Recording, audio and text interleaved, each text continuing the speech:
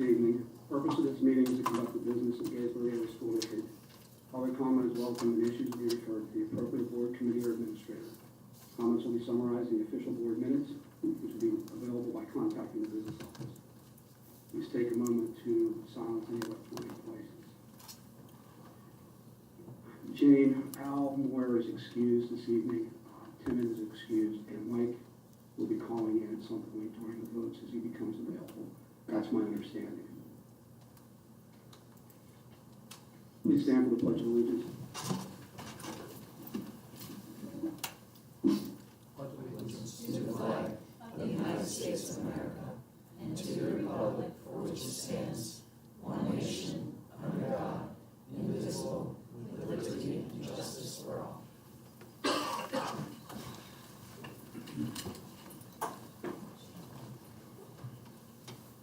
Item number 4, citizens' participation. I'm being instructed or told that there is amendment this evening, which will move to routine approvals. 5.1 through 5.5, may I have a motion?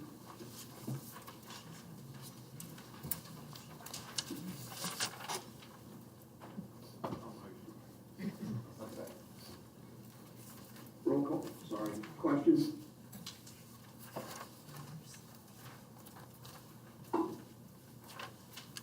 Roll call.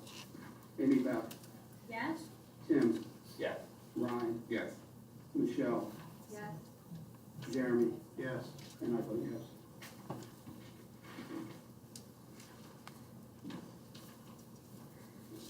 Items for board action. 6.1 policy 237 electronic devices. May I have a motion? Motion. Second. Question?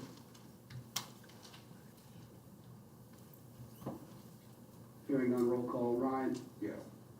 Jeremy. Yes. Michelle. Yes. Amy Beth. Yes. Tim. Yes. And I vote yes. 6.2 policy 815. Motion, please. Motion. Second. Question? Roll call. Michelle. Yes. Ryan. Yes. Jeremy. Yes. Amy Beth. Yes. Tim. Yes. And I vote yes. 6.3 proposed 2022-2023 budget. At this point, I will turn it over to Dr. Mary.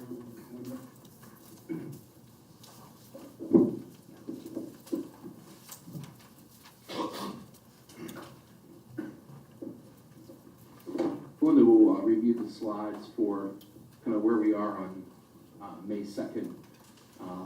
Again, proposed allows us to meet state deadlines and then to make edits and changes as we get closer to the final budget. So, Linda, go ahead. Sure. So this evening we're going to update the information as to what we presented at the last board meeting. This will be available on the website as well. So we obviously reached out to the county in advance of receiving our May 2022 assessment update, and in purpose of looking at Amblebrook and the links. I believe they were both property parcels in the area that some questions have come to the board inquiring about those two sets of parcels. So in reaching out to the county assessment office, they specifically looked at those. They provide us a number of parcels that is anticipated, and I will say anticipated. It is not for certain that all of 40 parcels for Amblebrook or 14 parcels for the links will be coming on the parcel rolls. But at some point, they are at some stage of development, whether it be permit, whether it be construction, but there's the estimate that's listed here is to anticipate those hitting the tax rolls as of July 1st. As such, we took a look at the average assessment of $427,800 in Amblebrook and the links at $390,000. These are estimates provided by Daryl Crum in discussions with him, and so therefore the calculation out of the assessed value is there. We also needed to make sure that we enlisted the net change in parcel appeals that have been proven to date. For example, Delancey was one of the parcels that have gone through the appeal process. So there is a total listed of the appeals to date. So, of course, from May's meeting to, March's meeting to April to May, we have an increase based upon 0% tax increase of $216,316. And also some other local revenue addition of about just under $20,000. Again, these numbers will be updated once the county provides the May assessment update to us. Basically what we'll have to do when that assessment information comes in is we'll have to closely look at these properties to make sure that we're not double counting those in the assessments. So of course it may take more time for us to look at what the the total assessment is, subtract out some of these parcels if they're already in that number, so we're not double dipping in the revenue calculation. So of course with these revenue changes and with the proposal on this evening is just a proposed final in order to meet compliance guidelines with Act 1. We are proposing at this particular stage 1.9% real estate tax increase. And so at 0%, this revenue slide represents $67,249,504. At 1.9%, it equates to $67,875,648. And our index, which is what the state grants us approval to raise taxes to a certain level, which would be the index, that would provide $68,567,672. Again, we are presenting, all options with our focus of just approval of a proposed budget. Again, it's not set in stone, but proposing at 1.9%. And I'll explain a little bit overall. So overall, using the 1.9% as proposed, it is 3.3% over prior years. Okay? I'm sorry, go ahead. 3.3% over prior year's budget. Yeah, sometimes your mic is cutting out, and I know people in the audience in the past have said something like that. So, I know it's not your fault, but it is cutting out. Just update the board that the new mic system will be coming in June, so hopefully it will resolve those issues. I'll believe that when I see it. All right, so our expense changes year to date. We have first item that's listed on here, and it's not something that's heavily known or taken advantage of simply because there's ramifications in future years. So what this is, it's a 1-month funding holiday. We currently have our benefits with Lincoln Benefit Trust. We are self-funded through that trust, which means we pay for all claims, whether they increase or decrease. We're on the scale for paying every last claim that occurs. So this 1-month funding holiday says that we will make 11 payments versus 12 payments. Now, typically what may occur, you may have expenses one year versus another year in high claims cost. And so what we're proposing is to reduce 1 month's funding, but in the event of coming June of 2022-23, when it's time to finalize our audit, if we have not materialized or increased in our expenditures to the tune of reduction of $500,000, our goal would be to assign those funds so they're not lost in the unreserved fund balance, and so they can be used to offset future increases. Because our benefit increases from just last year to this year, current year to next year, was 8% in medical only. So again, we can pretty much repay ourselves, so to speak, in a self-funding environment. So if we're taking a look at reducing 1 month's worth of payment, that could very well be a detriment as we're rated for the future year's increases.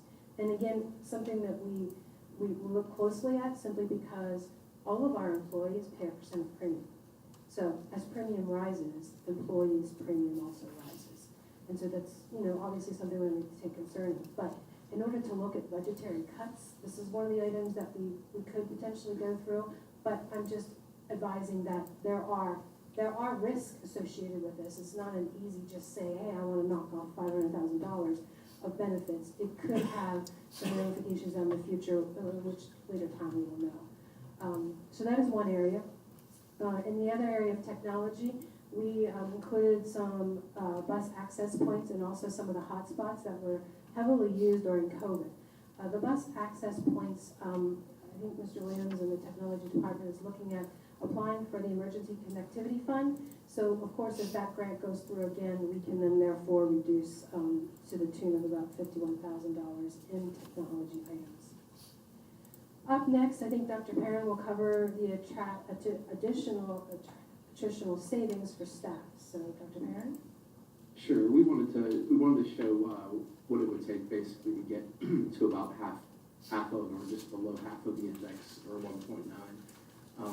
So one of the ways that could approach that is attritional staff savings, 4 professional positions, 3 classified positions, and basically that is when folks retire or resign. You look at not filling those roles. The challenge with that, of course, is that people don't leave the roles where it becomes easiest to create those attritional savings. So, the 1.9 would include a reduction for 4 professional and 3 classified. And that's where we are right now. Obviously, on a yearly basis, every year, it's not new for us. Anytime a position becomes vacant, we look to determine whether or not it needs to be replaced. So attritional savings is kind of ongoing for us. We're just in the spring now. This is about the time that we would start interviewing and hiring for openings. So that's why we have them listed here. There are obvious challenges with professional positions specifically are that the impact generally, if you're looking at, say, elementary schools, really the impact is generally class sizes if they're classroom teacher positions. If you're looking, it's more difficult to make those kinds of random cuts at middle level because the schedule's team-based. You can't pick off or pull off part of a team and still have the program work at middle level.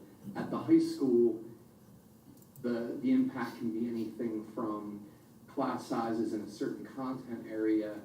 And at the high school, you start to run into issues with student schedules. The lower the number of sections you have for certain courses, we call those in the scheduling world singletons. Means that it only meets once.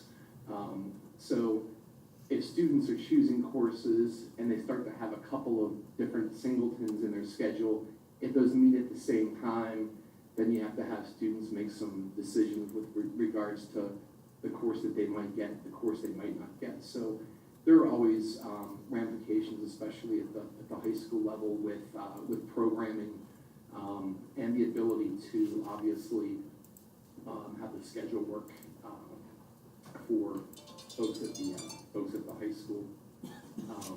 But we would continue to look at those. The goal would be if we were able to see enough revenue increase between now and June, is to maybe try to peel a couple of those back off if we're able. There's certainly be helpful to have the positions, but we wanted to show what it would take to get to 1.9. And Melinda, if you want to get down to the next part. Sure. The next item on the list is utilities in terms of electric. So this is just a preliminary estimate between what we don't procure and the rate that we have, and compared to what we budgeted, and also in consideration once the HVAC project is finished at the high school, we're anticipating some of savings for the electric in terms of which are our savings going through that bid process. So we just reduced the line item by $20,000. Next item of $20,000 is one of these items that if in the event that we do find money, I would make sure that we really include this item. But this is providing, one of the questions that came up earlier at one of the board meetings is, what did GWABC provide Gettysburg School District? So in terms of what they provided, it's listed there as to the items that they provided. Not only did they provide those items, but as well as they helped provide the avenue for funding for fundraising, as well as sometimes games of chance and so forth. So it was a benefit beneficial relationship between GWC and Gettysburg Area School District. But this is not necessarily, and I will say this, public, the $20,000 is not necessarily what we have budgeted in terms of additional items for GWC. $20,000 would pretty much wipe out Casey Thurston's supply budget. So these are snapshots of what is a minimum GWC provided for us. So again, as Dr. Perrin mentioned, if we find additional revenue sources, I want to make sure that we're not necessarily shorting the athletic budget in these items simply because there's no other resource available to us to help fund those opportunities. But we are currently, as we speak, just the past 2 weeks, Mrs. Thurston and I met with Mr. Warner, which is president of Gettysburg Education Foundation, GAEF, and so we are trying to cooperatively work with that organization to develop a fundraising 50-50 games of chance opportunity so that we can do additional fundraising in terms of the district finals, offerings, these sort of things. But like I said, it's very in the infancy stage. So of course, it's not going to be up to par for the whole 22-23 school year if in fact we were successful in setting it up to help offset all of these costs. So this is an area that while we listed here and what they provided, this is an area that we want to make sure that we're at least providing some level of services. Otherwise, all of those things would disappear from our students, basically. The last item on the list is action and addition rather than subtraction. So, our past few board meetings, we've been talking about a school resource officer and the previous relationship we had. And so therefore, the direction I believe the board has decided to go is to look at its own school police and school resource officer itself. So this will be looking at adding an additional expenditure to our budget to cover those costs. So overall, from April's board meeting to this board meeting, we reduced an additional $931,000 of expenditures. So again, this slide, a very similar setup to the previous slide, but in all essence, it's really telling you the same thing at the bottom line. Total expenditures, because expenditures are not necessarily offset by the revenues per se, but the expenditures in each one of the categories for a 1.9% increase is $70,342,210. Overall, the bottom line at the very, very bottom of the printout here, this is a 1.3% increase of the prior year expenditures. And if you look above to where the salary and benefits are alone, overall salary and benefits, even with some of the reductions that we've discussed with the benefits of 1 month funding holiday as well as attritional savings, we are still looking at 1.2% increase alone in salary benefits. So overall, a budget increasing 1.3%, whereas 1.2 is made up of salary benefits, is really pretty darn good over the prior years, knowing the supply and demand increases that we've had, as well as keeping up with the contract terms that are already in place. And just to further, discuss here, in terms of the benefits, one may ask, well, how much of the benefits is medical offerings as well as PSERS and Social Security? So out of the benefits line item of $18,167,105, medical makes up 40% of that number, PSERS makes up 48%, and the remaining is like Social Security, which is 11%, and then the remaining 1 to 2% is just smaller items that are, as other benefits as defined. For example, 403B, retirement incentives that have been set aside for all levels of staff and so forth. But it's such a small number that basically just what makes up the majority of the benefits is medical and PSERS. So with that being said, the fund balance.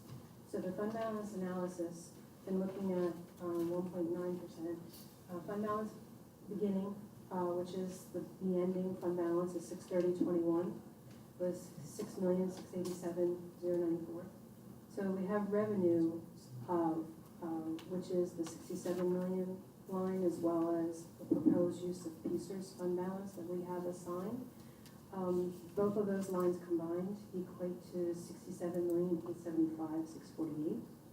Our proposed expenses is $70,242,210. And of course, to keeping in mind with our 6% fund balance limit according to policy, we want to retain a minimum of $4.2 million, which means we have $2.4 million able to use out of a commitment, or assign, excuse me, not use the word commitment, but assign a fund balance for use of the 22-23 budget to help balance that accordingly. Now, again, of course, if revenue changes, we would like to institute some of those expenditures that were up for reduction. As you can see, the 4% column would provide us additional revenue of about $692,000 overall. And if we were to look at a 0% increase, we would still need to search for a minimum of $626,144.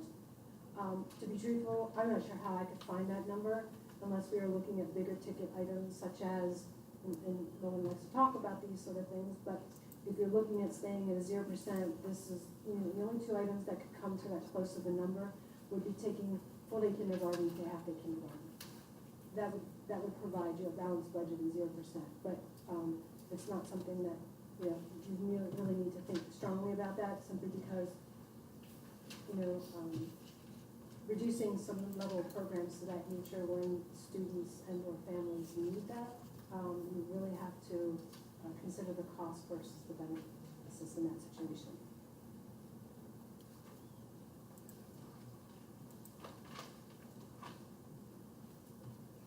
So again, many of you have seen this before, and what we want to highlight here is, this is the tax increase just in millage percent per year since 5-6 year, and I have come on board since the 2021 school year. I believe Dr. Perrin has come on board in 18-19 school year. Is that correct? Yeah, this is the year we started doing the budget. Yeah. So from 18-19 school year to the 2021-22 school year, the increases in taxes over those 4 years divided by 4, obviously, would be 0.66% of an increase if we applied it to every single year. And if Dr. Perrin wants to share anything more in terms of this, he's more than welcome to. Now, since the 17-18 school year, when we started putting together the very first budget, I've always said if we can do small yearly increases, it'll enable us to avoid the large shifts, to like 4% to 0 to 4 to just trying to keep. I always said if we kept average of about 1%, we'd be able to keep up with the most significant thing that we really don't control, which is benefit costs. And you saw from Belinda's previous slide that the benefits are a huge driving force in terms of the increase in our budget. We're not buying more stuff, we're not buying more things. Actually, we've reduced those types of accounts about as low as they're now down below the 16-17 actuals.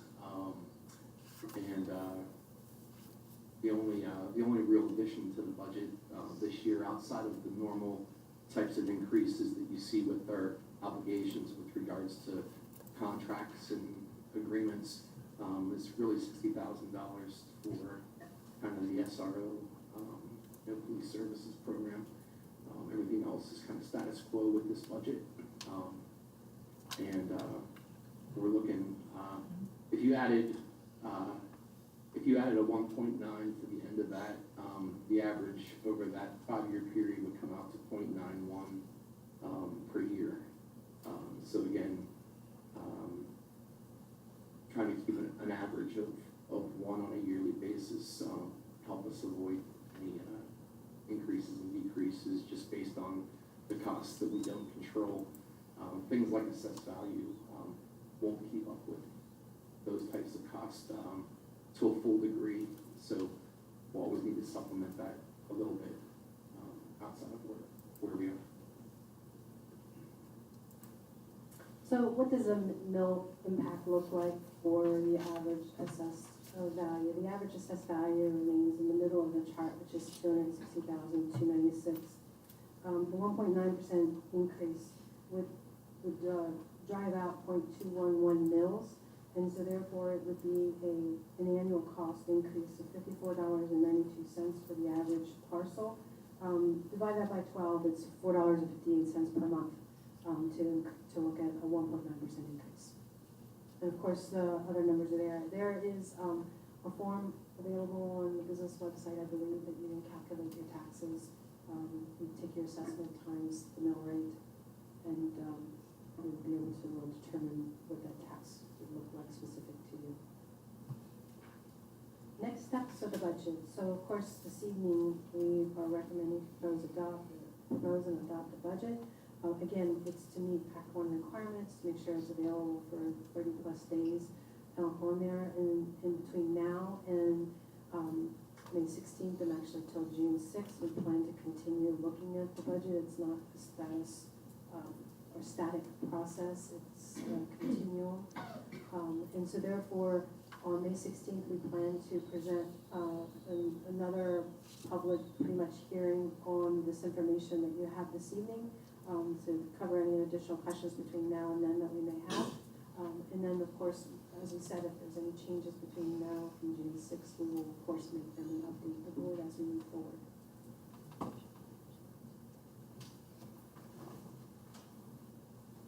One area I wanted to share in terms of when we talked to Mr. Fordham, talked to Daryl Crum from the assessment office in terms of the new parcels.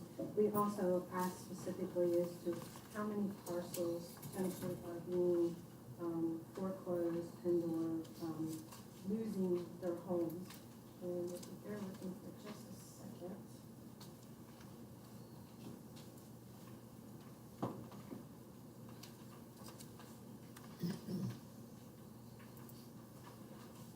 His responses to us were basically over the last year, between the upset and judicial sales, there was a total of 39 properties, 2 which were in Gettysburg Area School District.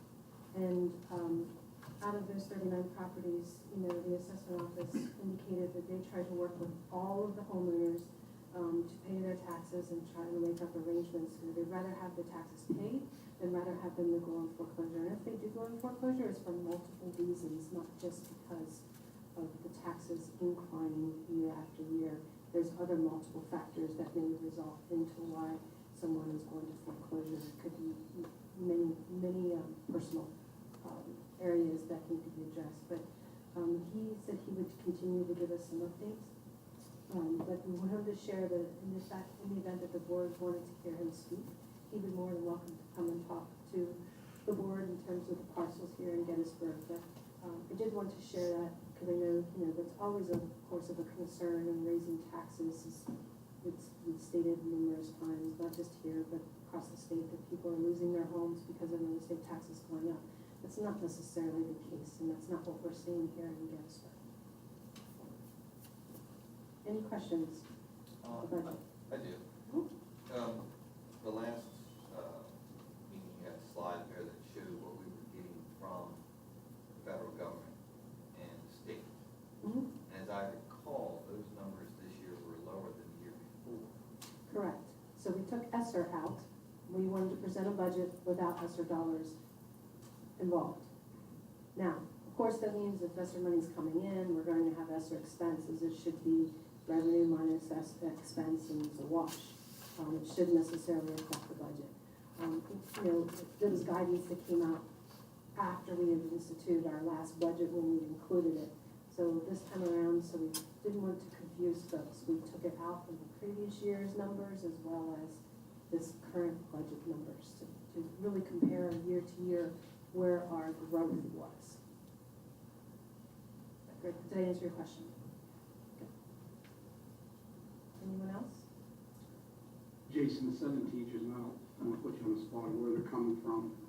If I'm hearing you right, let me back up. I'm not telegraphing or putting out the rundown on any stance, but what's the cost savings from the district over 5 years in terms of cuts? What has been eliminated, or let me rephrase that. what is the increase over the past 5 years in terms of from PSERS and everything else? Is there a dollar figure? I thought that was mentioned here at one of the meetings. 5 million? The increase in users? I think it was over 5 million.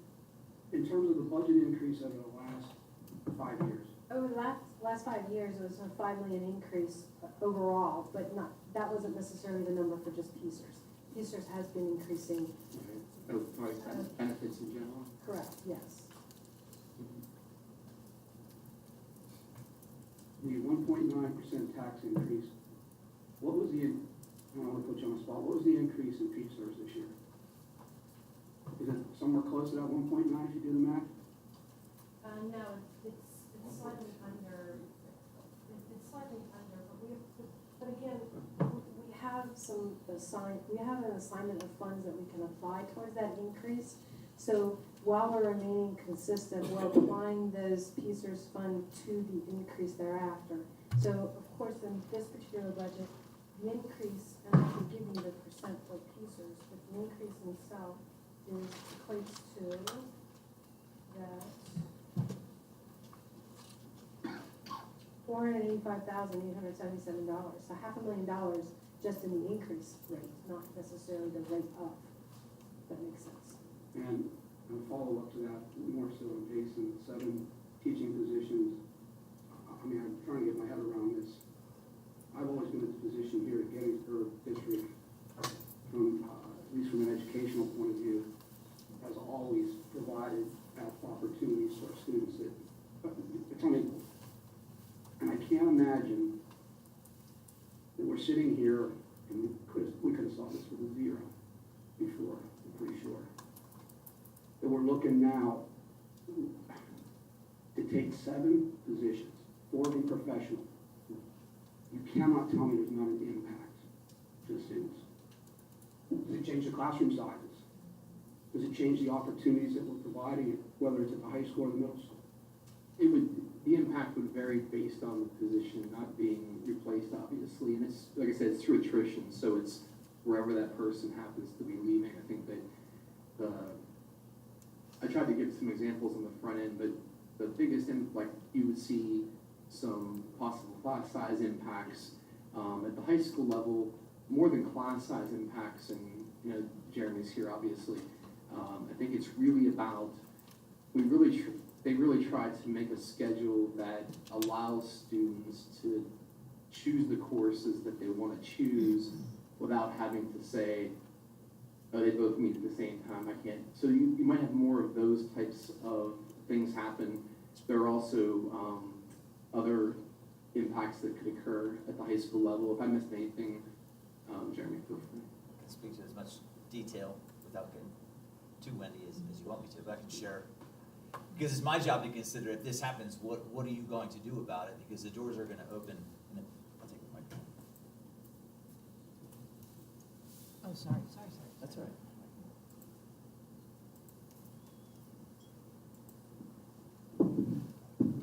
Sorry to start without the mic. Jeremy Lusk, principal of the high school. As I was saying, the doors are going to open next school year, regardless of what shakes out here and with the budget, you know, in the coming month. If we had to cut in thinking about what is on the table in terms of retirements, one of those happens to be a math teacher. Cutting the math teacher would be the easiest of the 3, and I'll get to the other 2 in a second, just because I can figure it out more easily doesn't necessarily mean that that's best. So, for instance, just to bring some life to it, there's a retirement. That teacher teaches a number of different subjects from calc to algebra. As I design a schedule, the teacher that would be hired in this teacher's place would teach straight geometry. That's what the plan was before we started talking about, well, what if you didn't have that position? So this teacher would teach straight geometry, and if we don't have 7 classes of geometry, that means those 7 classes of geometry need to be absorbed by my other math teachers. So yes, it leads to larger class sizes, especially in the lower level courses such as geometry. You know, you might not view that as a lower level math, but in the grand scheme of high school life today, it is. We already run with high numbers at the upper level. You know, our Algebra 2 classes, our Trig pre-calc classes, our calc, our AP Calc Phys, those classes already run with high volume because it's doable. We'd like to keep our algebra classes, our geometry classes as low as we can without obviously running them too low. So those numbers would rise. It obviously means we can't support them as well with targeted interventions, so on and so forth. We have some plans. I think things educationally evolve all the time, and as I do a program update and talk a little bit about our robotics team, if I get an opportunity to, it kind of leads into this point. We are looking at a technical math course as a possibility for next year, just to grow the relationship between math and our CTE programs, because that's what industry and local businesses are looking for, as I heard last week from a panel of them. So in the end, fewer opportunities. We would probably end up over the course of time cutting some opportunities on the upper end of our math offerings. Again, we could get through next year. What happens in terms of the impact on kids going forward? It's obviously not good. You just have to decide, like, can we live with that? I mean, can you? Depends on the kid you're talking about. You know, our kids take math classes. I pulled a little bit of data and just looked at our graduating class of 2022. Only 9.5% took the required 3. We had 9 students who took 7 math classes in high school. They'll go on to be our engineers and so on and so forth in the future. We had 35 students take 6 classes. We had 77 students take 5 classes. So 57% of our students took 5 to 7 math classes in high school. In terms of math requests, 2021 we had 1,163 courses requested. Last year, this year I should say, we had 1196, and next year we'll have 1232. So the number over the past 3 years of courses selected in math has gone up by 30, 60. So the demand is increasing, the complexity is increasing. We did a data update. Obviously, you saw what I saw. There's needs from elementary through middle school into high school in the realm of math. So back to the point, that we can do it. It's just in the end, there's going to be an impact on kids. Plain and simple. The other 2 positions, family and consumer science position that was blended with history, because some positions are dual certified. We would actually hire a family and consumer science position that is coupled with business for a couple of different reasons. The other position is health and PE, and we actually made a half of a position cut to that department just a couple of years back because we're always assessing, adjusting, and reallocating with what we have to meet the demands of the kids. It changes things, and again, I don't want to get too windy, but there's some programs of study for the purpose of 1, training skilled, smart students, and 2, speaking to the demands of industry and business in the local area and beyond, that we'd like to grow with the staff that we have. Without adding staff, we probably can't do those if we start making cuts. We actually can't maintain the programs of study and actually deliver what is required by our graduation requirements as it stands right now if we cut these 2 positions, which again makes math easier, though I don't know if it makes it best. So, you know, is there an impact? Obviously, you know, I could quite a while, but I think that's enough for now. If you have questions, I can certainly try and entertain those. Thanks, Jeremy. Nobody's jumping in. Belinda, another question for you. Yeah, just to respond to your previous question about PSER, just this year alone went up 0.85%, and it is expected to go to over 38% by the year 2028.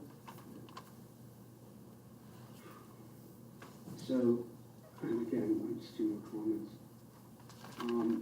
I know it's a proposed budget, and we're checking a box here for state requirements. But you said the only thing that you examined in this budget to reach that gap, you said 2 things.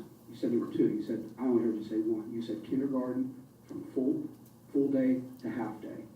Was there something else?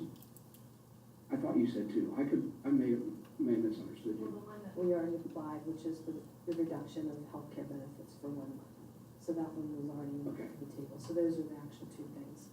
But I mentioned to get to a 0% increase, that number's quite large. And so therefore, the only way to come up with an additional $650-some thousand is to take a full day of kindergarten to half day kindergarten. That's the only way, unless you're going through more staff savings, but that's not necessarily attritional savings, and therefore there's a certain protocol that's in place in order to reduce staff outside of attritional savings, which I think we're past that timeline because there's a specific timeline. 60 days.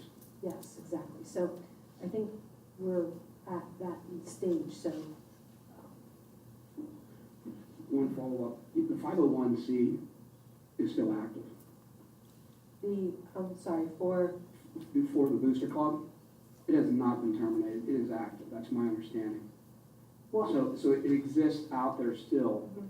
It just needs to be managed or taken over by someone other than Mr. Yingling. yeah. So it has not, and he's holding that still, so I don't know, He's been slowly distributing the funds back to the student groups and the student call centers to Gettysburg in terms. Mrs. Thurston had indicated that there are needs by the students, and so far some of the funds have been coming back already, and we've been accounting for them. But the actual solution is in his hands. We don't have anything to do with that simply because he's contacted his auditor as well as solicitor to handle that process. So if there is still an opportunity to pick it up, that would definitely have to be outreach to Mr. Union at this point because we don't necessarily control that. We're trying to take a proactive approach and address GAEF to see what benefits that relationship can provide us ongoing. Because we like to expand and grow GAEF additionally, and so here would be an opportunity for both parties to pretty much benefit if we can make it work between our teams. I just got one question. Do you have, for the past 5 years, what we've paid to charter schools every year for the past 5 years? To see how much that's increased? And you can take a minute, I don't need it right now, if you want to look it up a little bit, answer later. But I've got a question. Sure. We have a reserve, right? Can't we just pull the money from that? It's 600,000, can't we just pull that and then call even? Which, we have an unassigned fund balance. So if we keep it, there's board policy that keeps that fund between 6 and 8% of our total expenditures. So to draw it down to the 6% level, which is the lowest level, we would use we're using 2.4 million of it to do that. And what's the reserve at? I'm sorry. What's the total reserve? What's It's 4.220, which is I think less than 1 month of our obligations. And just to clarify, Mr. Morris, that's unreserved. So unreserved is the only portion that we are working with. We have committed funds, which is set up for PCERS. We have restrictive funds, which is our Lincoln Benefit Trust. We can't touch that, it's sitting in another location. Those are the only two outside of unreserved and or associated with capital projects already that we have had to set aside. So unreserved is the only fund really to draw in order to help balance the budget.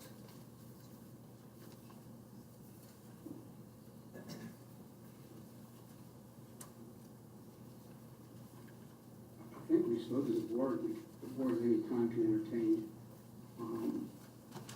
discussion or motion to change what was adopted between 6 and 8%. But if I'm correct, that's a very slippery slope with our bonding and with our credit rating and everything else. So we're putting a Band-Aid on, we're gonna have it ripped off at some point on our interest rates and everything else and other cost savings, correct?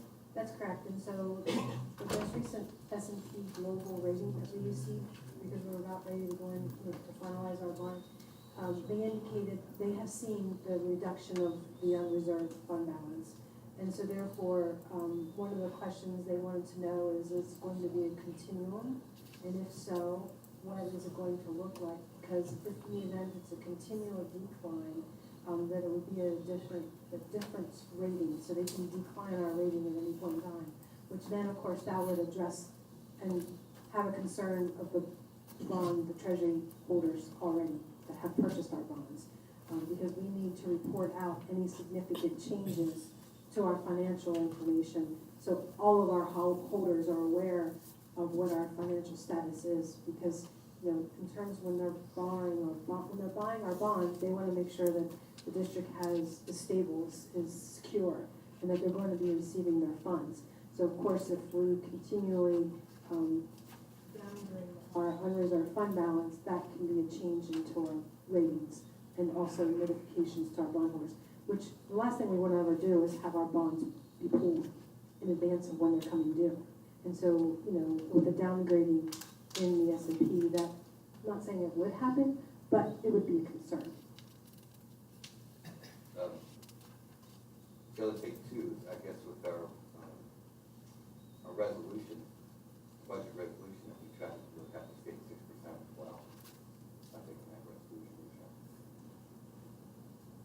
Yeah, the resolution that the board passed simply tried to create some parameters for kind of multi-year budgeting, so that every year wasn't starting from scratch. So that there were some general things that folks wanted to see happen as we kind of moved through a 5-year process. Part of that was getting revenues, you know, by the end of that 5 years, is having revenues equal expenditures and no longer need to supplement our revenues with unassigned fund balance to balance our budget at the end of the 5-year period. So trying to decrease that gap really between revenues and expenditures was one of the things listed there, but certainly following all of the board policies that we have with regards to the finance would be part of that as well. And then, so this takes us to 6%, okay? And this is what our budget looks like for granted. And throughout the year, whatever, the cost of stuff escalates more than what we thought it was gonna be. I saw diesel fuel today at $6.19 a gallon in the state. So normally we've been fortunate over the past couple of years that we have a surplus at the end of our budget year, which goes back into the unassigned fund balance, which is what we're taking that 2.466 million from. But if we don't have that, and nothing goes back in, what do you do next year when you're at 6%? And that's all you have. And then you can't take that money to balance your budget. Correct. Because we have, listen, that's kind of the thought process. I'm thinking, like, we don't have that money coming back next year, then what do you do? And that's one of the things. There'll be more. And the question we just asked Tim is why, for the past X number of years, I've said the goal is to get more accurate, you know, have the revenues get closer to expenditures. But we have to decrease the need before you decrease the money coming in. You know, if you decrease the money coming in before you decrease the need, then you get to where you were just talking about.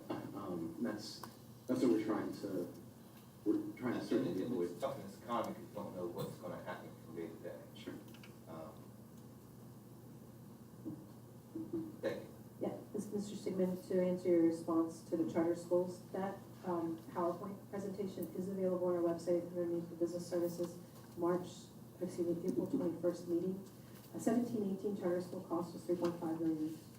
18-19, and these are actual costs. 18-19 was 3.728. 19-20 was 3.790. 2021 was $5,042,000. 21-22 at this particular stage in time, and this was at February where our, we just paid March invoice, a process of some of the invoices were in. We were at $3.2 million year to date. So I expect to be in the range of $4.5 to $5 million by the time the year ends. You know, again, the COVID really exacerbated that too. You know, we're seeing it somewhat not of a, you know, some have decreased, but not necessarily a decrease where it's needed most. You know, like, we still have enrollments at Evita, we still have enrollments at Montessori, which is the bricks and mortar charter schools. There's really no change into the cyber charter schools, even as we proactively pursue our own program and try to communicate that out. We're still dealing with those numbers at several of those charters. That's, And thank you for that. One other question though, how do we absorb I know that's kind of a separate budget, which is the food service. How do we absorb the $230,000 shortcoming from the free lunch program? Yeah, so, it's called a due to, due from.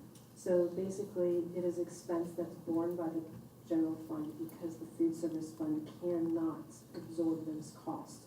It's written in the rules. So, we basically take care of the general fund and it becomes a due to, due from food service. When and if funds are increasing in food service, we would pull from the general fund and increase or decrease. So, that level of debt can't sit on the food service fund. So it is still ultimately, and we are not accounting for that in our budget. So that becomes a reconciling item per se at the end of the school year, which addresses and hopefully responds is the unreserved fund balance if needed at all. Okay. So the unreserved fund balance is there for things of increased expenditures that we did not account for, of course, as well as, you know, the unreserved fund balance is for additional revenues we didn't account for. But as you can see, we're trying our effort really best to get more accurate in those numbers. And, I think we've pretty much tapped out our real estate tax base, but again, I'm not going to say for certain because we may have some growth in some other areas of parcels that we didn't account for. But when we look at that May assessment change, we really will have to take into effect of reducing the animal park and the links so that we're not duplicating those revenues per se and overinflating them. and part of that charter too, correct me if I'm wrong, Melinda, but if you recall back when we first kind of started this year's process, there was about a $7 million gap between revenues and expenditures. And one of the ways that we tried to help close that with kind of a bigger ticket item is instead of projecting charter school costs to be $5 million, which was kind of the actual cost in recent years, we're projecting that to be $4.5 million, being cautiously optimistic. But it was one of the few bigger bucket items where you get juice for the squeeze. Buying less pencils in each classroom might get you $2,000. But you have to go to those bigger bucket items, and certainly charter school costs are one of the bigger bucket items. So we reduced that from $5 million to $4.5 million, hoping that there's a decrease in what we're being charged. And I think that I'm not sure if I mentioned it whenever I was answering Kenny's question, so I just wanted to add in, Kenny, one of the other challenges for having positions be in limbo this time of year, obviously, is the high school really can't complete their schedule until there are kind of final decisions made on that. And then the other piece of it is right now is hiring season, so every week that we don't hire, the quality of the candidate pool dissipates as we move towards June and late June. So just other factors I want to make sure I mentioned to me that you asked. So we're going to be at 4 to 4.5 charter schools this year, and we budgeted for next year 4.5, correct? Yeah. And it came down, I think you're wrong, but 7 to 4.5, or? The full gap of the whole budget, not just charter school. It came down from 5 to 4.5. 5 to 4.5. Yeah. And it only went from 5 to 4.5 because we made it so. We were looking for somewhere where, because we do try to recommend the lowest possible increase, so we're looking for kind of a bigger bucket item that we could say with some optimistic certainty, can we project a little bit less cost here? We'll probably know it probably the end of May what our actual charter school costs, a better idea of what our actual charter school costs are for this current year. But again, it's probably gonna be in that, in that ballpark. We don't wanna shortchange it too much, because then it goes back to the other part of having to tap back into reserve funds. So you're telling me we're out of options short of personnel cuts at much of this point in time, at 1.9? To get significant dollars, yes. What about some of the projects? Can we put them, can we reevaluate those?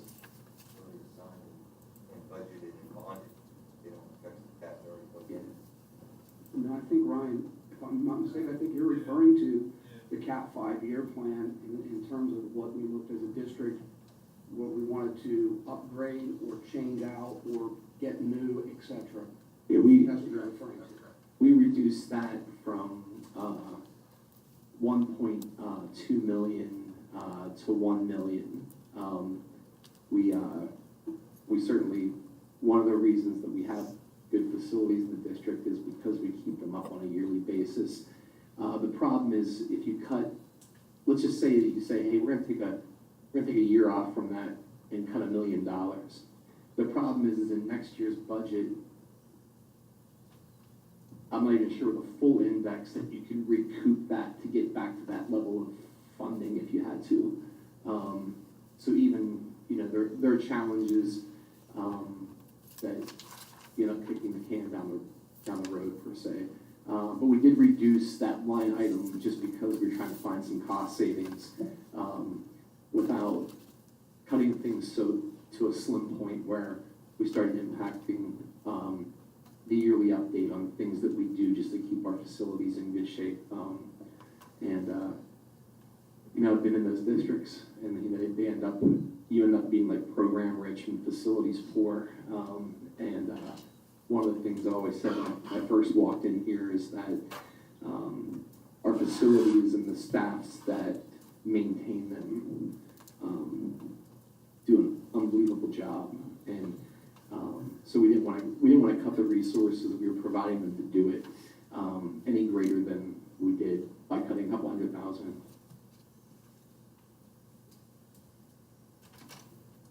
Okay, can I ask a question? Okay, so I'm new here, and I'm not trying to make excuses, but I'm just trying to figure out all these numbers are coming from, because I thought, and I should have asked, and I didn't, but I'm seeing all these numbers, and I'm like, okay, but like, what are all of these categories and what are included in all of them? And I should have asked that question before, but I didn't, So, you're talking about the booster club and all the things that they provided. One of the things that's gonna fall in one of those categories are something like coaching salaries. And I know we don't talk about coaching salaries, but I know what coaching salaries are here, and it's a lot of money. And could we cut that by 10% and make up that difference from the GWAPC? Because we're talking $25,000 there. Correct me if I'm wrong, but I think our coaching salaries are part of our current collective bargaining agreement with our association. So you wouldn't be able to change those salaries without going back to the negotiating table with the association. So everybody that's a coach is a teacher?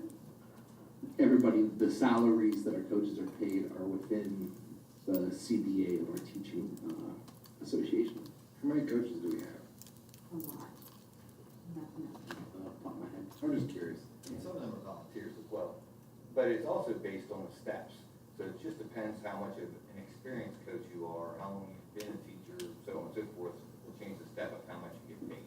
So if you're a new coach and everything, you might be a step one, but Yeah, you I might get need that, somebody, but that changes when the you're talking salary. $250,000 for coaching salaries for a year, that's a lot of money.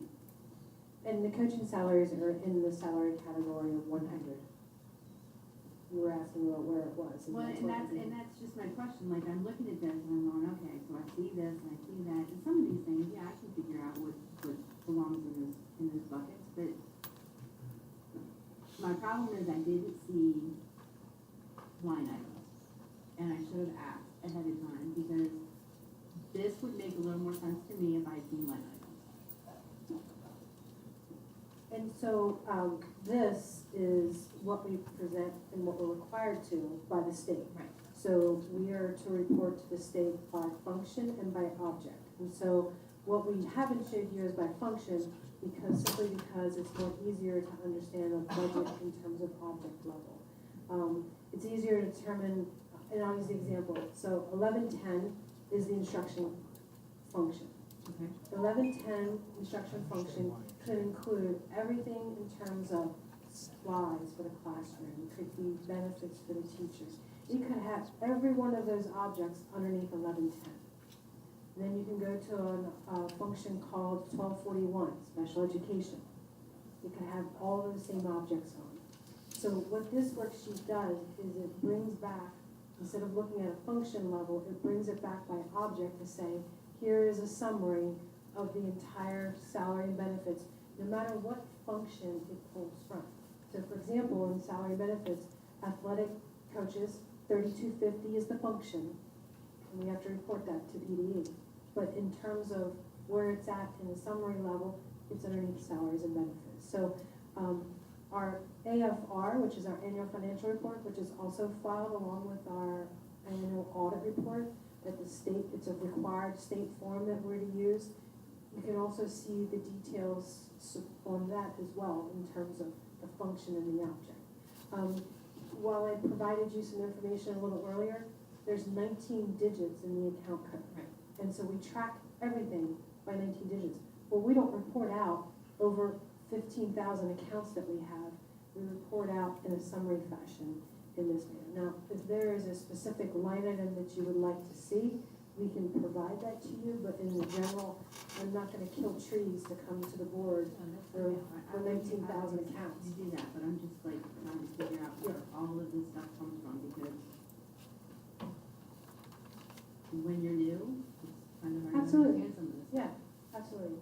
So, and I can just briefly run down a list here for you, so you have an idea of what is in each category, if I can find my sheet.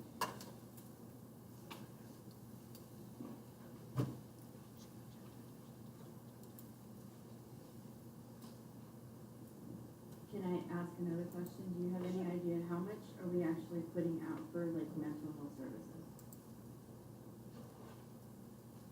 And I ask that because there's just,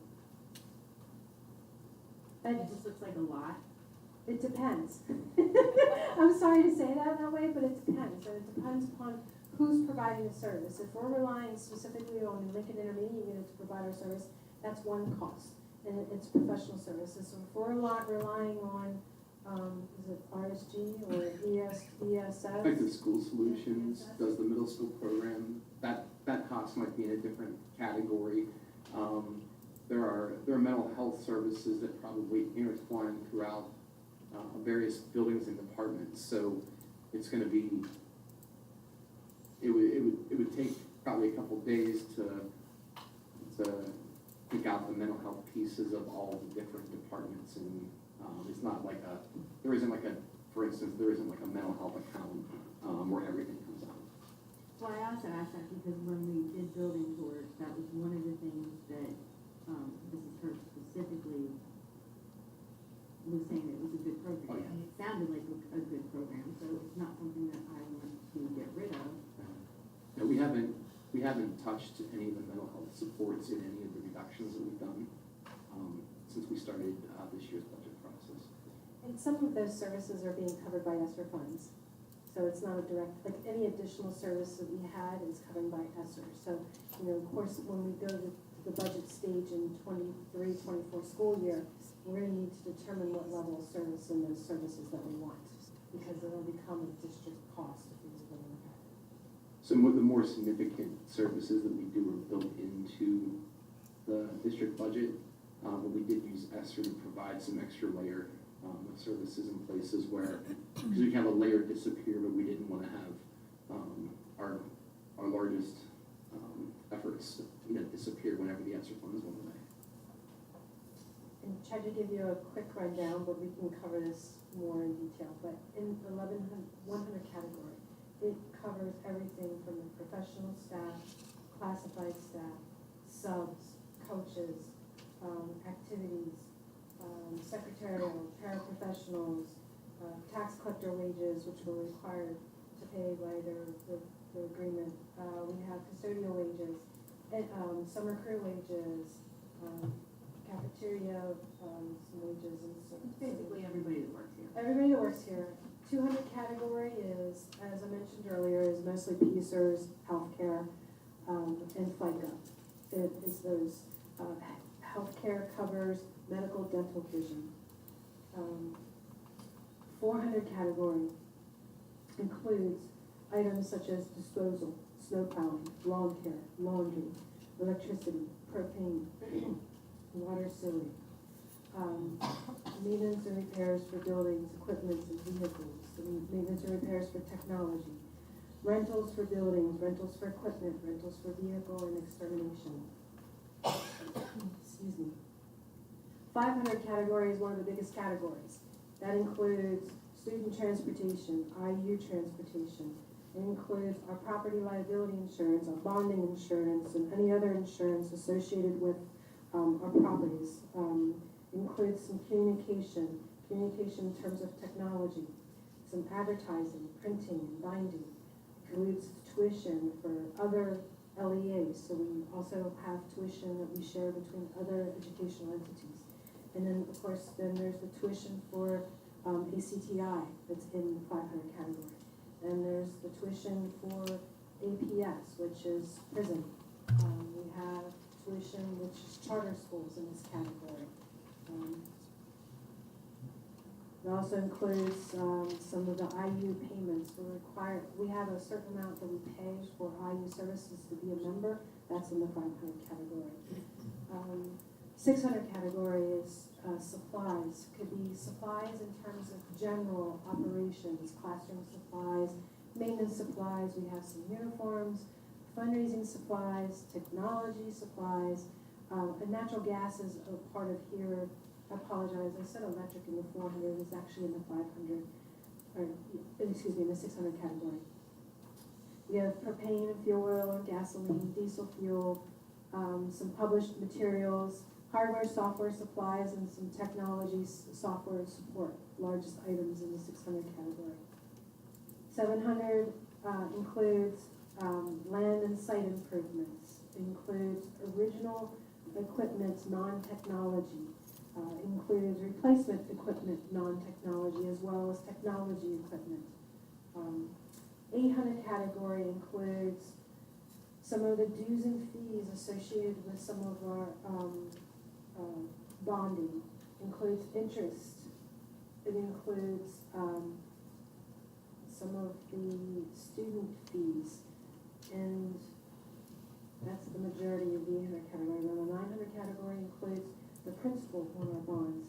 It also includes the funding for our bonding, as well as our cap reserve, which Dr. Perrin was mentioning that was down to $1 million for that plan. That is the 900 category. And that's a quick review of everything in terms of a summary level. Now, again, I can give you the history and or the detail on that. No, you don't need to do that. You don't need to bore anybody else, but. That's kind of just a quick review for you. It's a good question. What is all of this stuff? Mm-hmm. Yeah. Because if I don't know it, a lot of other people don't know it. Mhm. That's why I'm asking the question. There was something I was thinking about, but not here, because I'm just kind of overwhelmed. And just the general process of budgeting, each fall, we send out communication to our administrators. They're responsible for their level of budgets, and they provide forms out to their staff, their teaching staff, as well as the department chairs, and they obtain information for any changes and or differences. They report back on their budget. They do not do salary and benefits. That's all a centralized function. So our budget really is a decentralized combined with a centralized function, and our office puts it all together.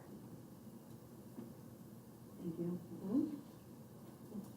Sorry if I bored anybody, I needed to know.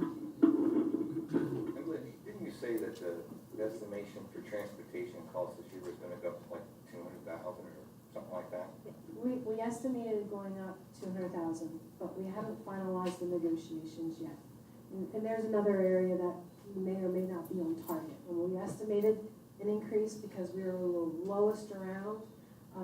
But, you know, what we're finding is, you know, some of the shared contractors that we have, they're wanting to come to the table with more simply because COVID happened. And a lot of the surrounding districts didn't necessarily pay the contractors, whereas Gettysburg took care of them. And so we're seeing some different requests coming that we're ironing those issues out as we speak. We met with the contractors last week, and so they're going back to the table to take our information in or what we countered to them. I believe I shared the information with a few of you. So we're waiting to hear back from them, whether or not they're going to accept our proposal or they're going to counter again. We're hoping that the money that we have set aside is enough, but it's very early on. I'm hopeful that we can kind of stay where we're at, but we'll see. Actually, that was one of the questions that I was thinking when I lost my train of thought. I read your mind. Because I'm sitting here going, when you're talking about the price you get, because I know when I went past County this morning, it was $5.99 for diesel. And I'm going, how are we feeling about this? It's about 619 today.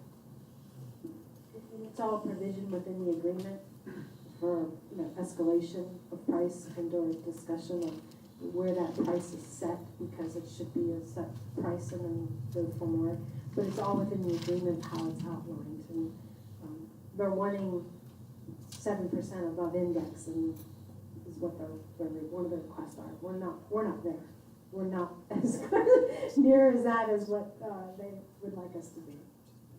Okay, so let me ask you this. What if they say, okay, well then we're not doing it? What do you do? I don't think that will happen. I think we've had relationships. So hard. Yeah, we've had seven of them? Something like So that. I think it's 7 contractors that we use. It's not just one big company. And we've always had amicable relationships with them. And whenever we ask for things, they're there for us for whatever we need. Last minute changes and or just, you know, coverage. They've been experiencing the same shortage on staff, but we've been able to get by this past year with not too much of a difficult problem. They're still looking for staff, of course, but it's not a day-to-day where we're down X number of drivers and we got to double up or something in that nature. But I think we have a very good relationship with them, and we'd like to continue the relationship with them versus, you know, we realize one of the fun facts they shared in negotiations is only a few years ago, buses were coming in at a cost of like $30,000 to buy new. And so granted, you know, there are requirements underneath PD that your buses must maintain a certain age for proper reimbursement. I was just told this past week that a new bus is over $100,000. So it's, you know, price escalation there and just getting parts for those new buses and to make sure that we're meeting maximum reimbursement, because transportation is one of the areas that we receive a good reimbursement from the state for the cost that we're paying. So it's not something that we want to, you know, change a lot because of the reimbursement mechanism in place for that. Are the contracts for those, are they yearly or are they multi-year contracts? 5-year contract is what we're trying to negotiate with them.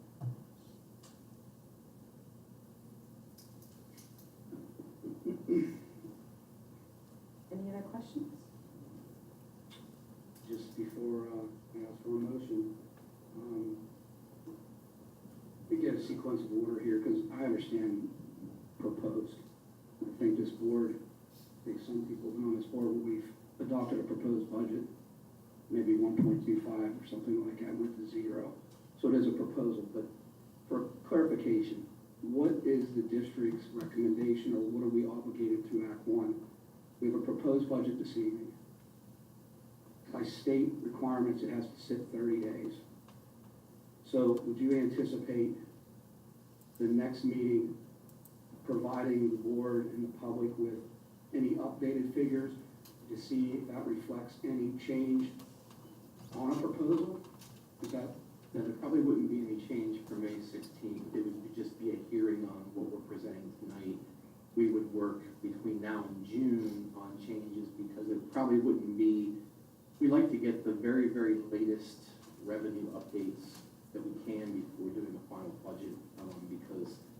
past, we've been able to reduce that tax piece with the extra revenue coming in. So we try to wait to the very, very end to get that, so there really wouldn't be new information for May 16th, 2 weeks from now.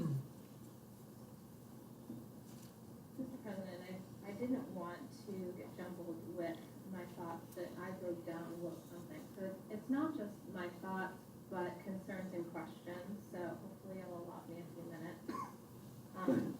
I believe that the proposed tax increase will be a burden that's unnecessary and will force out our most vulnerable, that being our senior citizens and fixed income, low-income households and businesses. We will simply not be able to pay for their lavish expenditures and grandiose upgrades that we have gotten so accustomed to. I read today's foreclosures are going up a staggering 132% this year versus last year. These groups are already dealing with high inflation or on just about everything. I'm concerned that they could lose their homes, businesses, because they can no longer afford to own them within our district. A huge item of concern is that our district has added a new policy of putting some of the unassigned reserves fund, somewhere between $3 and $4 million each year, into its new category, that is assigned budgetary reserves. When previously questioned, it was explained that this was done for the purpose of balancing the following year's budget. We actually don't know how much of that has been used because we don't have a up-to-date budgetary system. I believe that those funds are available. This could put us in a place where we could be sitting on more money than we should be. I'm very concerned that we could be violating the Pennsylvania Public School Code, which states our reserves may not exceed 8% of what has been budgeted. These are taxpayers' hard-earned dollars, and if we are in possession of the unused funds, we most certainly would be using them to offset any recommended tax increase. As a board member, we've received an up-to-date budget, and I have two questions from Ms. Wallen. I had hoped to have them answered maybe after, but I think it's probably more appropriate to just ask the few that I have.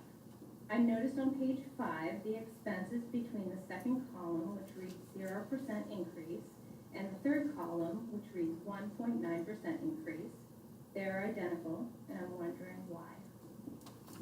Yeah, so on the expense column, they are going to be identical because the increase is only on the revenue side. So I really probably should have only took the one column and presented it here, okay? It is really the same information. Great question, I apologize. We just received, I opened mine at 4:30. Yeah. So I didn't have a lot of time to review it, but the second question is line item 900, which is other financing uses. I'm requesting to see the PDE, the 2028, are submitted before voting on this budget. I pulled the one from last year, and I believe I would need to compare and would be requesting a breakdown to make any kind of decision. I would personally be interested in a complete breakdown of every line, as I feel it's responsible. At the end of the day, I see nothing wrong with our administration going back and tightening their belts. My constituents cannot afford a tax increase. We should be looking at cutting our expenses and using available funds if they are in our possession. We do not have to make a decision on this budget now. This is not something that we should rush. I hope to be able to table our vote tonight so that we can take a closer look at these things that I have mentioned. I'm going to reiterate one more time that we cannot afford a tax increase, and I cannot in good conscience vote in favor of a tax increase of any kind. Thank you.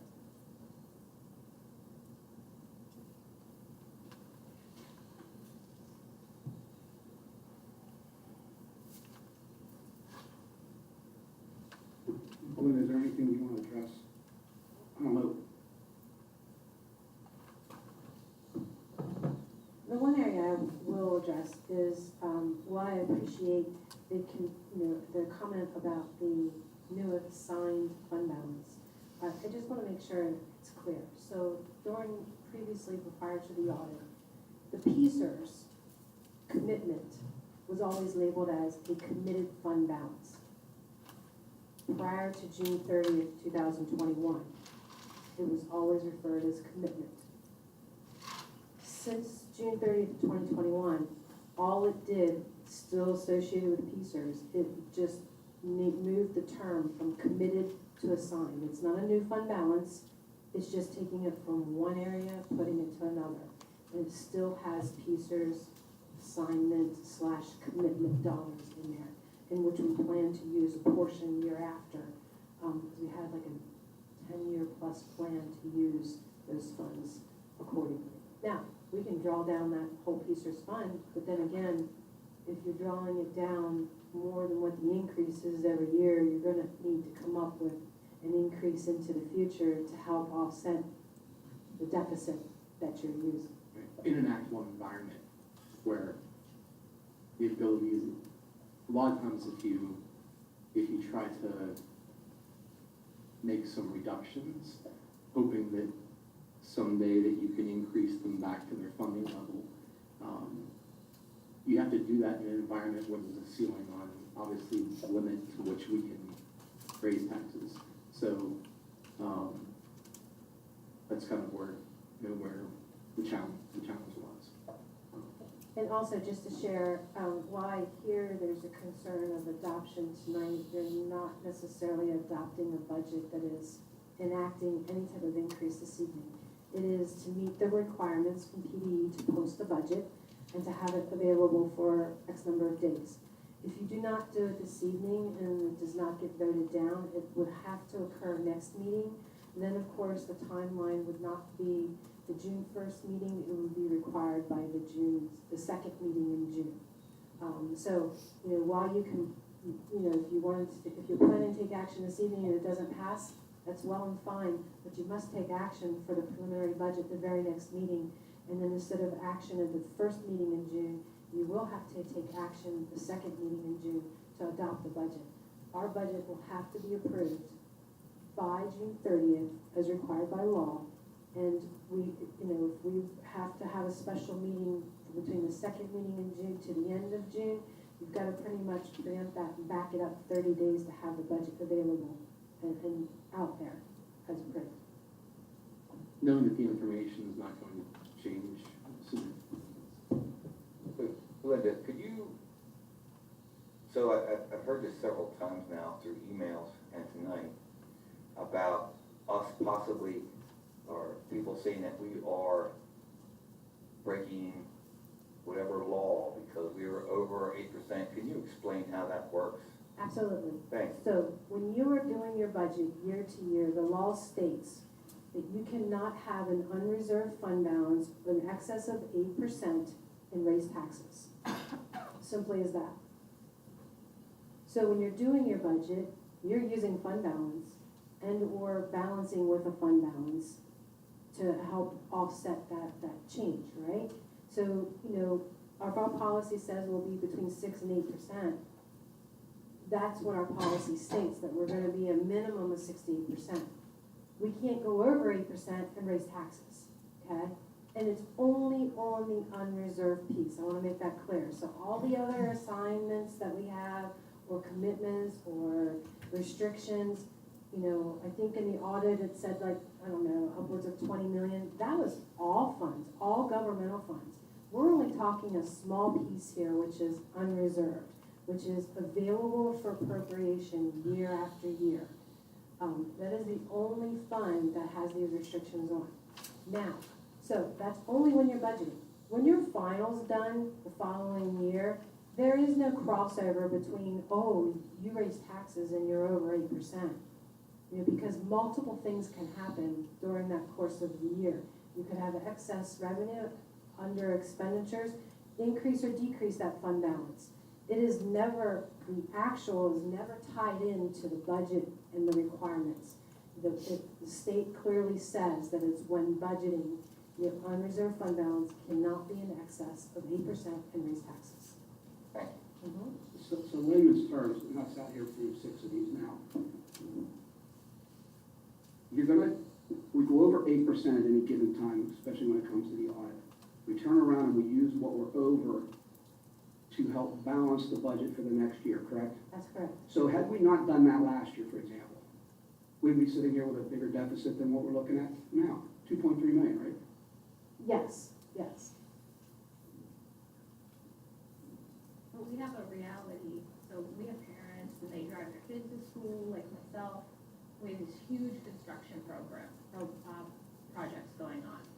had our kids in a construction zone pretty much the whole year, and we raised taxes last year, and here we are potentially raising taxes again.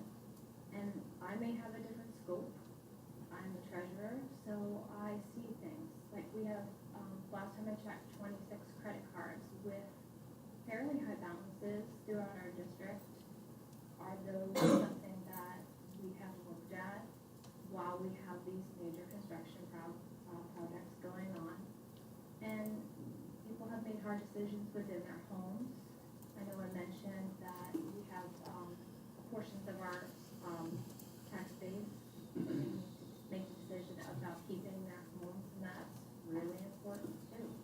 And these are tough times, and we need to make some tough decisions. I just would like to have a better breakdown before I go ahead and make any final decisions, and I don't see where that would be a problem. I'm not suggesting that at all. To me, this has been for 6 years, check a box. It is not the final budget. It is a step that the state forces us to follow through with under Act 1. It's at a board's will. I'm certainly not. I agree with just check a box. I mean, I agree with you on that. I think the biggest issue, I have, and probably with the general public has, is I as a person, as with my businesses, I all have to operate within my means throughout the year. But yet here we sit, every year it seems, add taxes. We gotta get this thing where we're operating within our means. I'm not saying that you're never gonna raise taxes, because it's just not possible. And I'm not saying that we do a 1.9 and $54 each home. If you get kicked out of your house at the end of the year because you didn't have an extra $54, you probably got bigger problems than what we got going on right here, as far as I'm concerned. However, I don't see, I'm trying to wrap my head around this, and I'm new as well with this, that how do we operate within our means? I mean, we gotta run this thing like a business. And I know Jason, Belinda, you guys do a great job. I'm not throwing rocks at anybody. I don't want you to think that at all, because I'm not. I don't think anybody else on this board is either. We ask a lot of questions and, different times, and, I don't want you guys to get offended by it. It's just because, we don't know and have all these questions. But what do we have to do, I guess, is ultimately the question, to operate this machine within its means? Like, without raising taxes every year, without putting that burden on the taxpayers, because whether it's $4 a month or whether it's 50, it's still a burden. It's still going to add up at the end of the day, and I get that. But I think that's my biggest question is, where do we cut? What do we do? So that we're not sitting here every year going through this. Right, I mean, there are things you can do, but not on a yearly basis.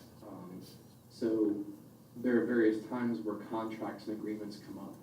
So, the time to slow growth is when you're negotiating a contract or reworking, an agreement, those kind of things. Because once those agreements are in place, because we're a people-heavy organization. We're stuck with that, regardless. Right, those increases are happening on a yearly basis. Whatever was negotiated is increasing on a yearly basis. And at least we had some say with that. Some of the other benefit costs and retirement, the benefit costs are more of the wild card. And we've, over the past 5 years, have kind of trimmed what we don't control, or trimmed what we do control, kind of down to the bone. So if your assessed value growth doesn't keep up with your contracts, agreements, and benefits, it's always going to grow faster. Like, there's always going to be an issue there. So you have to have we're people heavy, so you have to have less people. That's the only way to. And maybe I'm asking an impossible question. We've got great teachers, we've got great principals, we've got a really good school district, and I agree. Our buildings, our facilities are, we're fortunate. There's no doubt, but it's just we got to come up with a plan. And I know you're working on this. Trust me. I listen to you guys talking, and I know, and I'm not throwing rocks. You got to. Right. keeps me Gotta up, get this thing under control. this keeps me up at night. You know, we're thinking, we're always trying to think of ways. I mean, you know, Belinda came up with the funding holiday on the benefits because we were looking for those, getting the juice for the squeeze kind of thing, like put something that's gonna have a $500,000 impact, you know, those types of things. So we're always doing our best to try to do that. We always hope that there are revenue increases that we can account for as we get towards the end. If we're out of big ticket items, then maybe then it's, okay, now we're gonna have to start looking at some smaller ticket items. And maybe you've already done that, I don't know, I have no idea. But Yeah, I'm just saying, now it's time, let's drop down, you know, 10% across this board and see where we're at. Yeah, we did that last year and then kind of stayed at that level, we kind of looked at the target for this year as after the cut last year. Like we really, I know the administrative team, knows that I've come back to them, you know, lots trying to say, all right, what else can we do? I mean, that list that you saw that Belinda went over on the slides, like that's, you know, 25 people in a room saying, you know, like, what can we do? You know, it's, there isn't an easy answer to your first question, just because it's difficult to keep up with the growth, once the growth's been agreed to and once there are items that we don't control, like benefits. So the time to address that then, when those negotiations come back up again and it's time to do the contracts, that's something that you need to kind of take a look at, address at that point in time. Those are the biggest impacts just because they're the biggest cost. Right. Yeah. I mean, it's, nobody wants to raise taxes, nobody wants to pay taxes. But at the end of the day, the school district has stuff that increases every year, and it's always going to. Salaries, pieces, benefits. This year, of course, fuel costs, heating costs, electric costs, so on and so forth. Even though we are collecting, hopefully, more monies from assessments or people buying houses, that doesn't necessarily help us, because if that household is paying, I'm just gonna throw a number, $3,500 in school taxes, but they got 3 kids, and it's costing us $18,000 a piece to educate them, that $3,500 didn't do anything, essentially. So it's just like if you have a business and you, whatever you have, your costs go up, your electric goes up, your materials go up, whatever, you just can't keep your costs the same, you'll go broke. It's general business, you can't do that.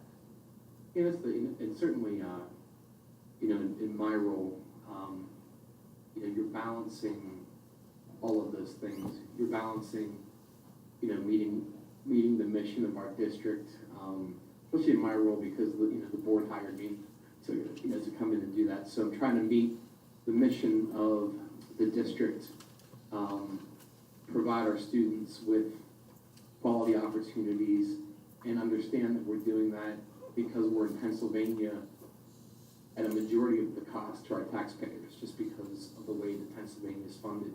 And unfortunately, I can have a 9-hour conversation about how Pennsylvania funds schools, but unfortunately it's not this board's prerogative to be able to change how Pennsylvania works. But in most districts outside of some of the larger inner city districts and some smaller districts than ours, you know, the state portion is small. The federal portion of our budget is small, and a majority of that rests with the folks that live here, whether they have students or not. And we think about all those things whenever we're putting these budgets together. You know, I will say that you know, it's no fun paying taxes, and it's no fun recommending an increase. You know, from my seat, but I certainly have an obligation to my role to watch out for both the short-term and long-term fiscal health of the district. You know, while we're doing this, if I didn't care about the long-term health, I would calculate the number of years I have to do to retirement and say, hey, let's do 0 till I go, and then good luck. But it's, parents raised me, you know, a certain way, so, I take each year kind of like, you know, what's the best thing that we can do for everybody? And it's not gonna seem like that to every individual. They're gonna look at something I do or say and say, yeah, it's not best for me, that's not best for my family, but I just don't want anybody to think that we don't labor over this, you know, on a daily basis. Users is one of those things that we do not have control over, correct? Yeah, we don't set that rate. And you told me that it's going to increase by 38%. Yeah, that's correct. Within- To 38%, not by 38%. No, it's going to up to 38% within 5 years, and it only increased a small portion. So 38% of our budget is going to go towards teachers. Yes. Well, 38, look at it this way. Any salary times 38%, that's your PSERS. So, And that's what we are putting money in an assigned fund so the years, to help cover. right. The changing costs, yeah. We're not nailed with some Right. huge bill. Now, that was set years ago, prior to me coming to Gettysburg. We are not funding any money to that as we currently speak. We have a balance in that account that we are pulling down from. So within 8 years, that account will be spent. And with 8 years, the increases from year to year will be pulled from that to help balance the increase. That way, the increase was not automatically inflating your, increasing your budget thereafter. There's this portion set aside to pull from, to address the increase to the next 8 years. Yeah, many years ago, a lot of districts in Pennsylvania had the foresight to understand that this was gonna be a mess. And most districts that could do it started pre-funding their PSERS account. So, we have the ability to do what we're doing because, boards years ago had the foresight to do that. But that's what it's there for, specifically for those increases.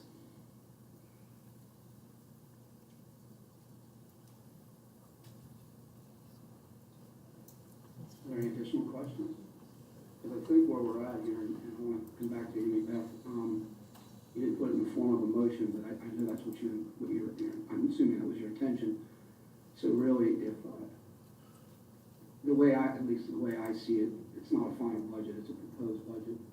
A part of what I had to put on the agenda under Act 1, so the board can entertain any motion, whether that's tabling or a motion to adopt the proposed budget, knowing full well that it's not the final budget. This is not the last time we're going to be talking about it.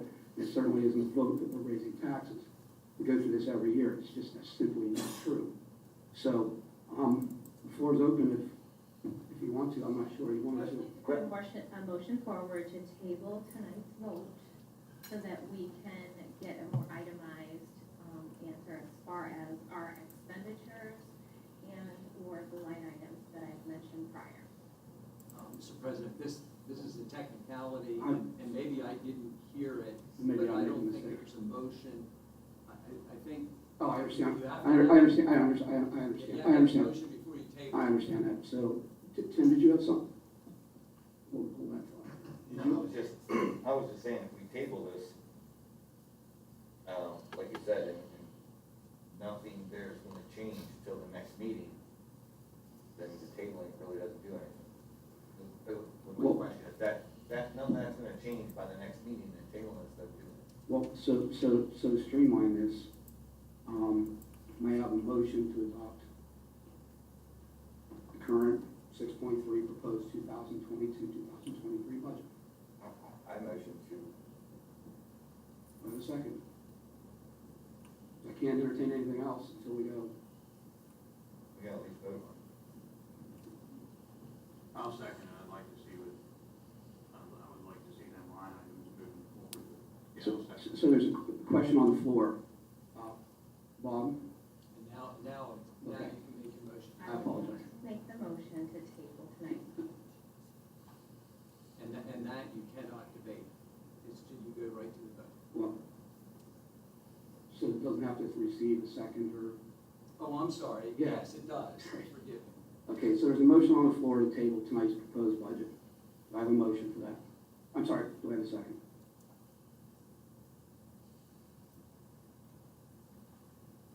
I'll second it, but only because I wanna see some more line item numbers. So, no question on it, I'm gonna go right to roll call.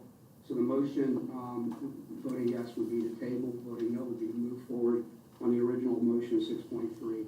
Ryan, Yes. Jeremy, No. Michelle, Could you be clear on what you were saying? I'm sorry. If you're voting yes, you're voting to table tonight's 6.3 proposed 2022, 2023 budget. If you're voting no, then, and we would move on, or you want to move on a vote on the proposed budget this evening. Well, the bottom line here, though, so I understand this clearly, is that next month we come back and say, we don't agree with this, correct? Is that correct? June second, final. So you just say, at that point, we say no. Yes, yes, you can. There's really no point to this table, I think. So I'll change mine to, Well, I think that the reason for the tabling is to have clarification as to the line items, therefore maybe adding some more clarity where there was confusion as to some of the ways that we got there. So I just wanted to make sure that I was clarifying that part. That was the reason for the motion to table. So I know Bob, you just said we weren't allowed to, or we should not under proper procedure.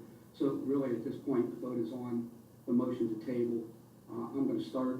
Ryan, yes, I'll say yes. Jeremy, No. Michelle, Yes. Amy Beth, Yes. Tim, No. and I vote no.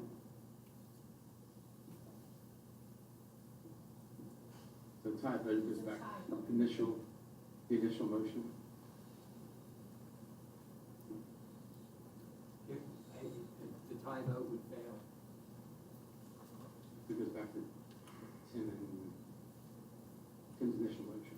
So the initial motion, question on initial motion, 6.3, 2022, 2023 budget.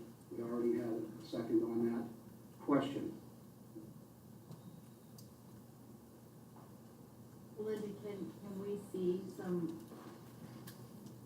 We can bring the detail that folks have asked for as part of the budget hearing for the 16th. Yes, I definitely Yeah. want to see what Amy Beth Yeah, absolutely. mentioned. I definitely want to see that. I don't like to raise taxes. I have to pay taxes too. So this is gonna affect me. And not that I don't have the $55, don't get me wrong, but I'm saying, I hate raising taxes. But by the same token, I understand that we have expenses. I just wanna see if we can, I wanna see where the numbers are and how we got here, and you guys look at it every day, all day. Is there something that a new set of eyes can look at and question? That's my thing. That's where I'm at with it. I agree with everything you guys are doing. Oh, so do I. Seriously. And I'm not arguing that at all. I agree 100%. So the motion on the table then is to accept it. And Well, we're still in the question phase. If there's no further questions, I'll call roll call. Tim, Yes. Michelle, yes, Jeremy, Yes. Amy Beth, No. Ryan, Yes. and I vote yes. Informational items, high school, library and guidance areas, change order. I'm not sure who was covering that. Josh, is that you? Yes.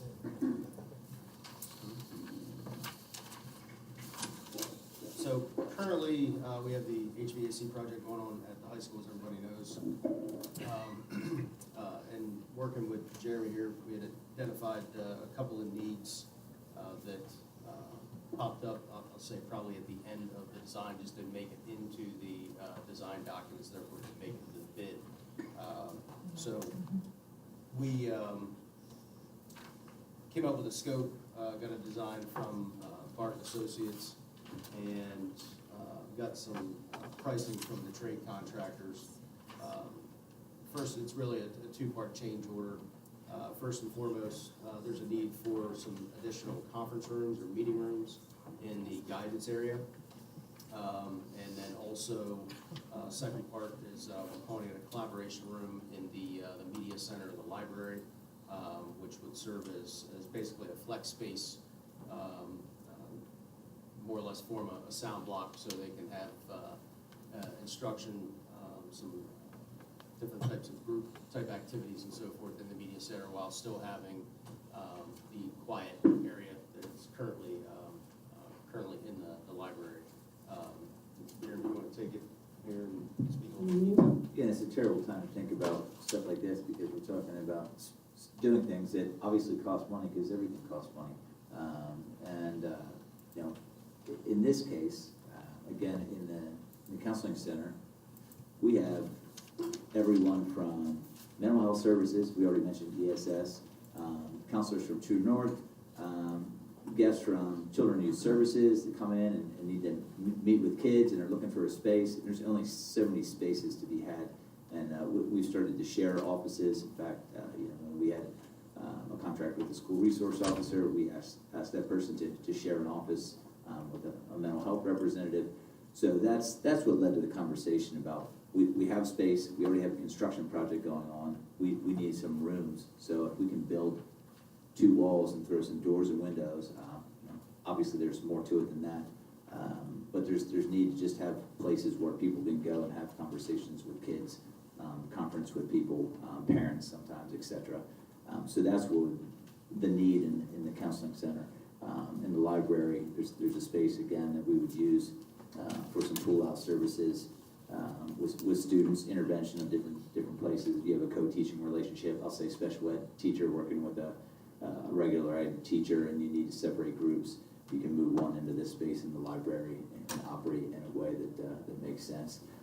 It would be a place where teachers could send students to work on group projects and collaborate on a number of things, because there's some things in that space that students would utilize under the supervision of the staff that's already there. So that quickly speaks to what we're talking about here. So relative to the cost, going back to the 2 meeting rooms and the guidance area, that is about $39,000. And the scope there is 2 rooms that are about probably like 8 by 10, 8 by 12. Be drywall partitions, doors, frames, hardware, ceilings, and also we have some mechanical work for heating, ventilation, and air conditioning that needs to be put into place, as well as fire detection and fire protection, sprinkler, and then obviously floor finish and so forth. So that's the cost, $39,000 again for that component. The collaboration room in the library, that is about $48,000, and that is a single drywall partition with aluminum and glass storefront windows and door to allow essentially visibility from by the teaching staff in the library area or media center, as we call it, into the collaboration room. So there's adequate supervision to ensure that nothing inappropriate is going on. Now, as far as the funding, got a little creative here. So we went back, took a look at remaining ESSER money. We've got $14,000 that we can put into or put towards this change order to chip away at it. And then also, as part of the bid or base bid, I'll call it, of the project, there was quite a bit of allowance money spread across the different trades. The bid costs for the allowances were about a little under $85,000. We've used about $9,000 of that to date, and we intend on using probably about another 20 for essentially attic stock, mainly for electrical related items, lighting-related items, which leaves us with a balance of about $55,000 that we can take and put towards this change order. Now, keep in mind those numbers that I just talked about, the total of about 85. That is included in the construction allocation that was voted on and approved as part of the project. This is not additional monies that we're gonna need to put towards the project. It's already included in the project. So, that basically gets us down to needing about 18,000 from the project itself. I just ran a budget update before the meeting here. We had taken a substantial credit for teledata, basically driven by the change to Wi-Fi. Instead of having hardwired teledata outlets in every room for every computer and so forth. So we actually took that credit early on in the job. Currently, right now, we have about $100,000 to the good or credit balance for change orders that we can take that $18,000 out of. And looking at this last phase, which is obviously related, talking about money, this last phase that we're gonna get done between June and August, I guess. That'll leave us about $80,000 to address any kind of change orders, unforeseen conditions, which there will be some, I can guarantee you. But all in all, what that does is set us up in a really good position to bring the project in at or maybe even slightly under budget, even with spending the $87,000 on these two changes that we just reviewed. So, contrary to the last conversation, we have funding for these that we can pay for the changes. So, I would like to make a few comments. So, we cut to the chase. We're talking about a change order for $87,000. We just heard that there could be unforeseen conditions. I had addressed the construction that was going on in the high school in the summer prior to our beginning of the school year with our children. Kids have been in construction zone all year long after hearing that we were ahead of schedule. And now I'm concerned that this project could take us into the school year next year. Do you have an idea of when this project would be complete, considering the unforeseen conditions? well, we are on schedule right now. So the fourth phase and final phase over the summer is scheduled to be done August 20th, I believe is the date, which is the Friday before the first day of school, which is on a Monday. So I anticipate that we will be substantially complete, which is not final complete, substantially complete, to where we can get a temporary certificate of occupancy and occupy the building for its intended purpose, just like we did last year at the beginning of school. But just full transparency, the punch list will not be done, test and balance, commissioning will not be 100%, but it never is on any job, regardless of the size. There's always a carry-on of 2-3 months, especially with a project of this size and complexity. So I'm confident that we will have students in for next school year, just like we did in the last. To address your unforeseen conditions, I really can't speak to that because we don't know what we're going to hit. But what I can say, if the history of this project is any indication of what it's going to be like in the next few months, I don't anticipate a lot of unforeseen conditions, which is basically driven by the building's only 20 couple years old. We have really good as-built documents that the engineer designed off of, and basically there's all in all good information on the drawings because he had good information to work off of. So I don't see a whole lot of risk there in terms of unforeseen conditions. And I anticipate that the about $80,000 that we'll have left will cover the unforeseen conditions that we can hit. But again, I can't guarantee anything. Right. So you're saying that you can get that room project along with the project we have going now and still come in, is that what you're saying? On track? On time? Yeah. Yeah, so the carry-on work that I was mentioning, so we have a single long lead item right now is aluminum and glass. They're saying 5 months. I think that's a little heavy, to be honest with you, with the scope of work.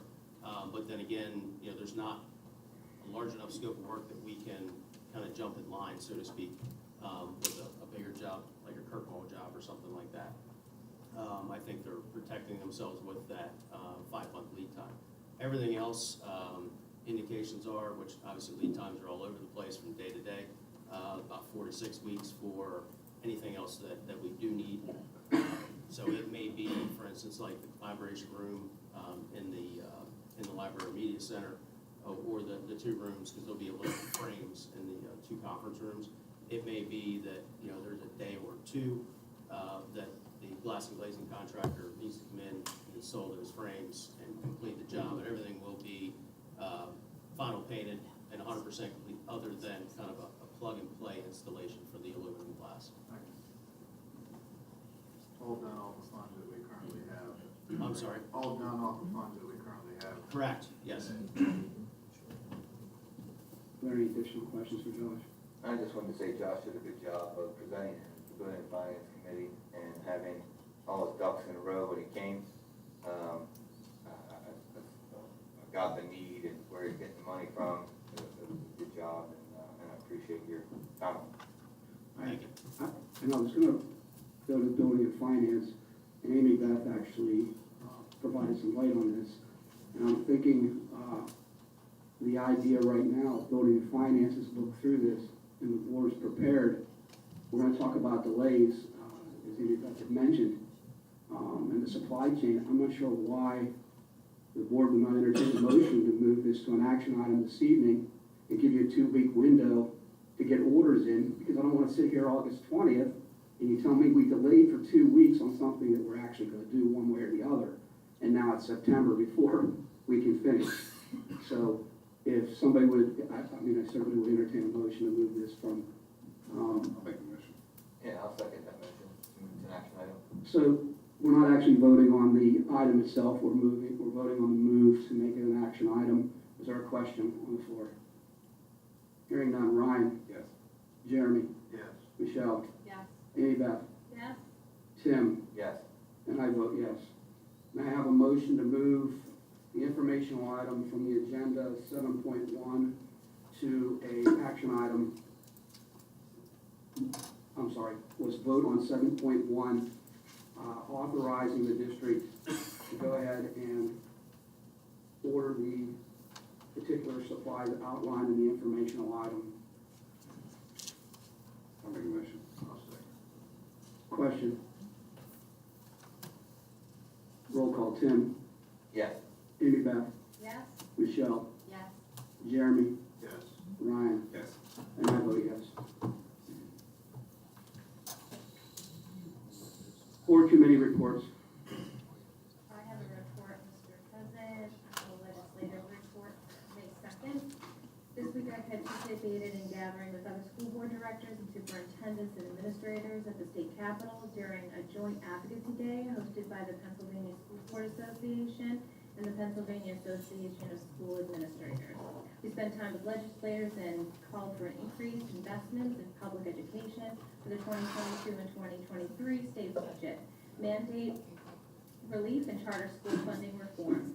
The day culminated in news conferences with speakers emphasizing the need for support for public schools and highlighted budgets requested and included historic investments in the basic subsidy funding and targeted investments of the level up supplement, at least $200 million increase in special education funding, charter school reform, $60 million to address student mental health needs, and $25 million to increase the career and technical education programs.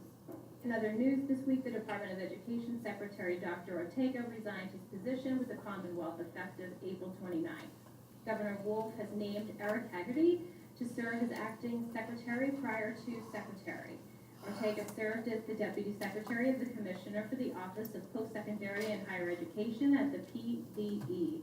Haggerty most recently served as the Governor's Deputy Chief of Staff responsible for implementing the Governor's priorities and policies related to education.